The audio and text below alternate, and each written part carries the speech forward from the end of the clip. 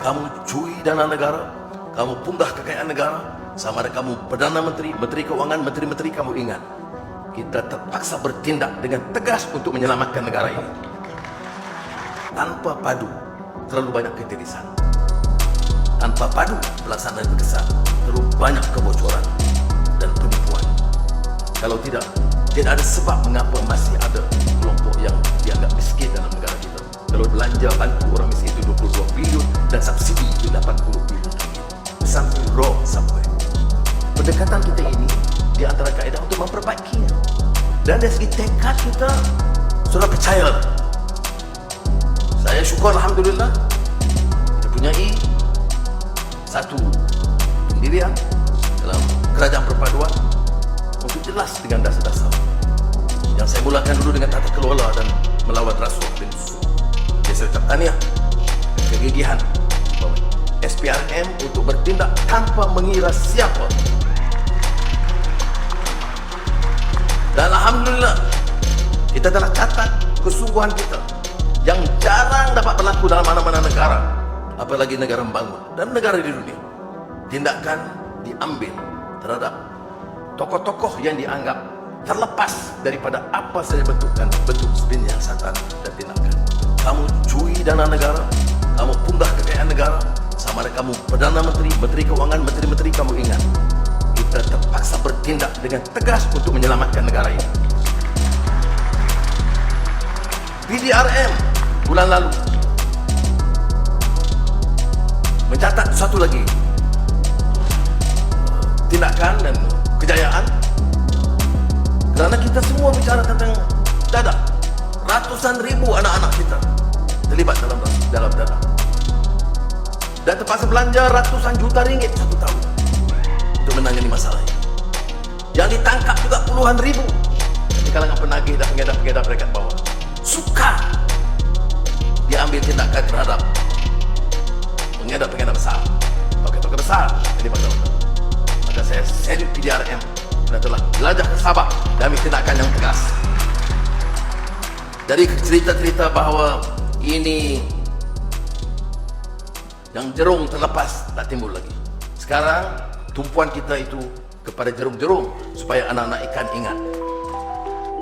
Penyasaran subsidi tanpa pendekatan digital termasuk padu terutamanya, itu akan menyebabkan golongan yang maha kaya. Ada orang tidak suka istilah maha kaya ni, tak apalah tu ya. Tapi golongan ini mendapat manfaat. Contohnya pendekatan yang dilakukan oleh Kementerian Sumber Asli baru ini tentang penyasaran subsidi elektrik.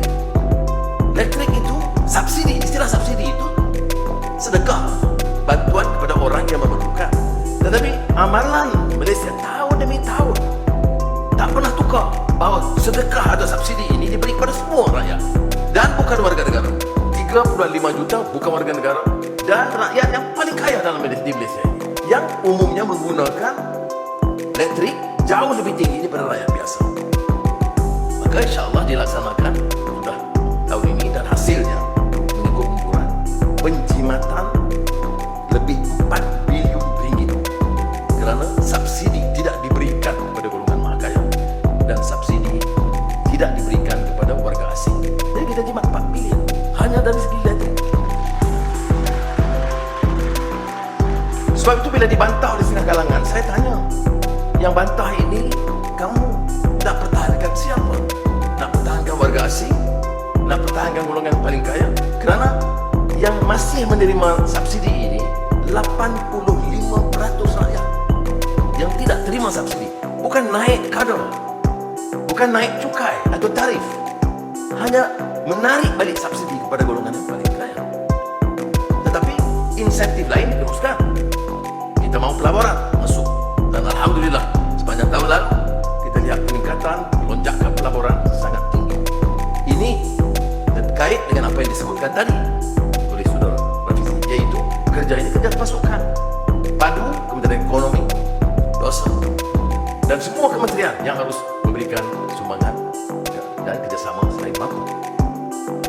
Pelaburan yang boleh mencecah jumlahnya begitu tinggi, 300 bilion ringgit, itu kerana peranan MITI, peranan kementerian luar, peranan kementerian lain yang memberikan penegasan keyakinan tentang dasar Dan dasar ini termasuk transisi tenaga ataupun peralihan tenaga.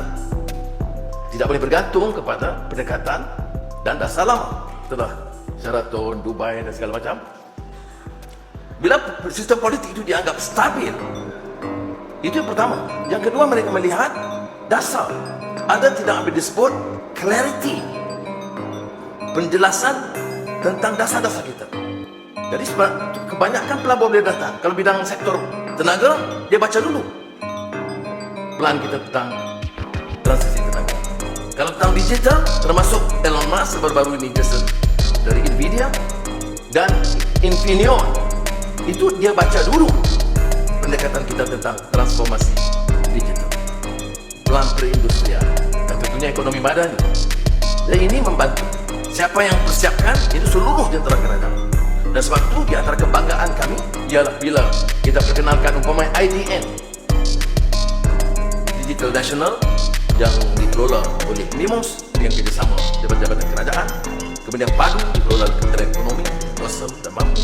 Ini menunjukkan keupayaan jentera kerajaan itu yang mampu mengolah perkara baru dengan usaha mereka sendiri tanpa terlalu bergantung kepada konsultan-konsultan antarabangsa yang melibatkan kos yang paling tinggi. Jadi saya ucapkan sekali terima kasih dan tahniah kepada jentera ini.